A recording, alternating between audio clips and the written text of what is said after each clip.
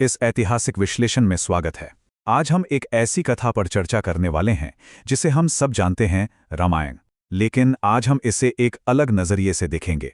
हम इस प्राचीन महाकाव्य को एक ऐतिहासिक वृत्तांत के रूप में खंगालेंगे और समझेंगे कि कैसे यह हमें डर पर जीत हासिल करने के बेहद शक्तिशाली संदेश देता है। ये सिर्फ एक कहानी नहीं है, बल्कि एक ऐसा सफर है जिसने पीढ़ियों से इंसानियत को साहस, धर्म और निष्ठा का रास्ता दिखाया है। तो चलिए, बिना किसी देरी के इस कालजयी कथा की शुरुआत करते हैं। तो हमारी आज की चर्चा इन मुख्य अध्यायों पर आधारित होगी।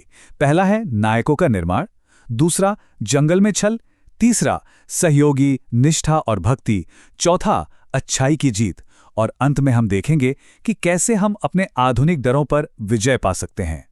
भाग 1, नायकों का निर्माण। यहीं से राम और लक्ष्मण की ऐतिहासिक यात्रा शुरू होती है।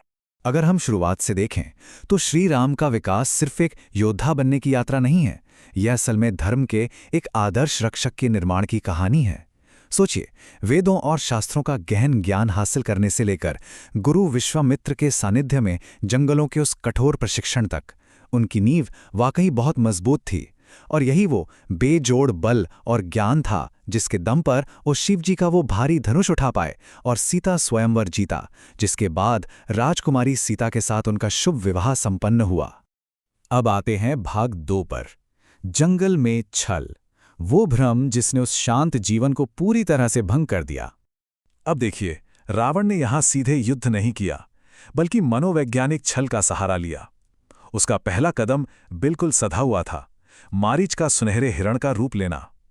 इसने राम जी का ध्यान भटकाया और उन्हें कुटिया से दूर कर दिया।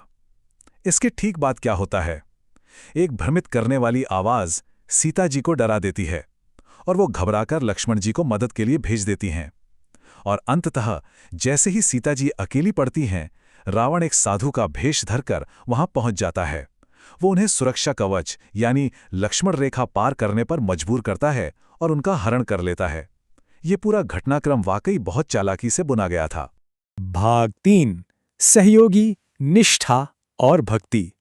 यहां से शुरू होती है सीता जी की खोज। सीता जी के हरण के बाद उनकी खोज में गठबंधनों और सहयोगियों की जो शक्ति हमें देखने को मिलती है, वो सच में ऐतिहासिक है। सबसे पहले जटायु को ही देख लीजिए, जिन्होंने रावण को रोकने के लिए अपना सर्वोच्च बलिदान दे दिए। दूसरी तरफ पवनपुत्र हनुमान की अटूट भक्ति, जो उन्हें मीलों दूर लंका तक ले गई। वहां उन्होंने बड़ी बहादुरी से सीता जी को खोजा और उन्हें श्री राम की अंगूठी सौंपी। और फिर सुग्रीव का आगे आना और अपनी विशाल वानर सेना के साथ एक मजबूत सैन्य गठबंधन देना, ये हमें बहुत स्पष्ट रूप से दिखाता है कि महान युद्ध कभी भी अकेले नहीं लड़े जाते। उन्हें जीतने के लिए हमेशा सच्चे सहयोगियों की जरूरत होती है। अब बढ़ते हैं भाग 4 की तरफ, अच्छाई की जीत। लंका में हुआ वो महायुद्ध। लंका का ये महायुद्ध महज 2 सेनाओं का टकराव नहीं था। ये दरअसल 2 बिल्कुल विपरीत विचारधाराओं का ऐतिहासिक संघर्ष था। इसे ऐसे समझिए, एक ओर श्री राम हैं, जो पूरी तरह से अच्छाई, सत्य और धर्म के अडिग प्रतीक हैं, और ठीक उनके सामने दूसरी ओर खड़ा है रावण, जो पूरी तरह से बुराई, अहंकार और अधर्म का प्रतिनिधित्व करता है। ये सच में अच्छाई और बुराई की अंतिम लड़ाई थी। इस भीषण महासंग्राम में हमने कुंभकर्ण और इंद्रजीत जैसे खूंखार और विशाल योद्धाओं का पतन होते देखा। वानर सेना ने राक्षसों के छक्के छुड़ा दिए और अंततः श्री राम ने रावण पर विजय प्राप्त की। इसके बाद जब वो अयोध्या लौटे तो वो केवल एक घर वापसी नहीं थी, बिल्कुल नहीं।